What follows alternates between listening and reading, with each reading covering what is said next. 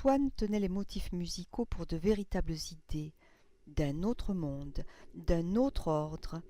idées voilées de ténèbres, inconnues, impénétrables à l'intelligence, mais qui n'en sont pas moins parfaitement distinctes les unes des autres, inégales entre elles de valeur et de signification. Quand après la soirée Verdurin, se faisant rejouer la petite phrase, il avait cherché à démêler comment, à la façon d'un parfum, d'une caresse, elle le circonvenait, elle l'enveloppait, il s'était rendu compte que c'était au faible écart entre les 5 notes qui la composaient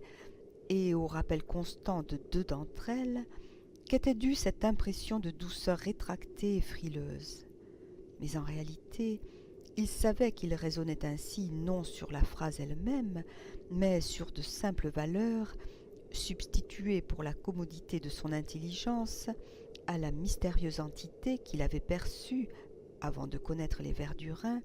à cette soirée où il avait entendu pour la première fois la sonate. Il savait que le souvenir même du piano faussait encore le plan dans lequel il voyait les choses de la musique, que le chant ouvert aux musiciens n'est pas un clavier mesquin de 7 notes, mais un clavier incommensurable, encore presque tout entier inconnu, où seulement çà et là, séparés par d'épaisses ténèbres inexplorées,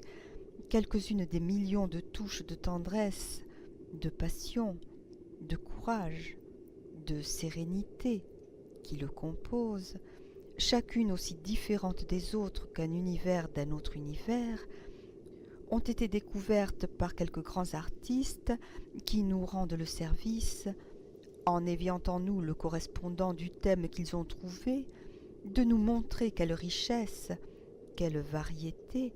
cache à notre insu cette grande nuit impénétrée et décourageante de notre âme que nous prenons pour du vide et pour du néant. Vinteuil avait été l'un de ces musiciens. En sa petite phrase, quoiqu'elle présentât à la raison une surface obscure, on sentait un contenu si consistant, si explicite, auquel elle donnait une force si nouvelle, si originale,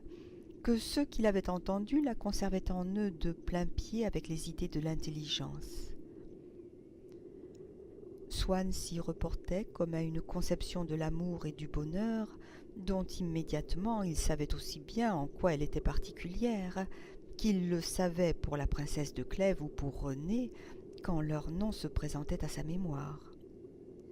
Même quand il ne pensait pas à la petite phrase, elle existait, latente dans son esprit, au même titre que certaines autres notions sans équivalent, comme les notions de lumière, de son, de relief, de volupté physique, qui sont les riches possessions dont se diversifie et se pare notre domaine intérieur. Peut-être les perdrons-nous, peut-être s'effaceront-elles si nous retournons au néant. Mais tant que nous vivons, nous ne pouvons pas plus faire que nous ne les ayons connus, que nous ne le pouvons pour quelque objet réel, que nous ne pouvons, par exemple, douter de la lumière de la lampe qu'on allume devant les objets métamorphosés de notre chambre, d'où s'est échappé jusqu'au souvenir de l'obscurité. Par là, la phrase de Vinteuil avait, comme tel thème de Tristan, par exemple, qui nous représente aussi une certaine acquisition sentimentale, épousé notre condition mortelle, pris quelque chose d'humain qui était assez touchant. Son sort était lié à l'avenir, à la réalité de notre âme dont elle était un des ornements les plus particuliers, les mieux différenciés. Peut-être est-ce le néant qui est le vrai et tout notre rêve est-il inexistant, mais alors nous sentons qu'il faudra que ces phrases musicales, ces notions qui existent par rapport à lui, ne soient rien non plus. Nous périrons, mais nous avons pour otage ces captives divines qui suivront notre chance. Et la mort avec elle a quelque chose de moins amer, de moins inglorieux, peut-être de moins probable. Swann n'avait donc pas tort de croire que la phrase de la sonate exista réellement. Certes, humaine à ce point de vue, elle appartenait pourtant à un ordre de créatures surnaturelles et que nous n'avons jamais vues, mais que malgré cela nous reconnaissons avec ravissement quand quelque explorateur de l'invisible arrive à en capter une, à l'amener du monde divin où il a accès, briller quelques instants au-dessus d'une autre. C'est ce que Vinteuil avait fait pour la petite phrase.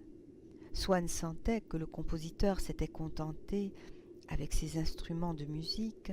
de la dévoiler, de la rendre visible, d'en suivre et d'en respecter le dessin d'une main si tendre, si prudente, si délicate et si sûre, que le son s'altérait à tout moment, s'estompant pour indiquer une ombre, revivifié quand il lui fallait suivre à la piste un plus hardi contour. Et une preuve que Swann ne se trompait pas quand il croyait à l'existence réelle de cette phrase, c'est que tout amateur un peu fin se fut tout de suite aperçu de l'imposture si Vinteuil, ayant eu moins de puissance pour en voir et en rendre les formes, avait cherché à dissimuler, en ajoutant çà et là des traits de son cru, les lacunes de sa vision ou les défaillances de sa main. Elle avait disparu. Swann savait qu'elle reparaîtrait à la fin du dernier mouvement, après tout un long morceau que le pianiste de Madame Verdurin sautait toujours.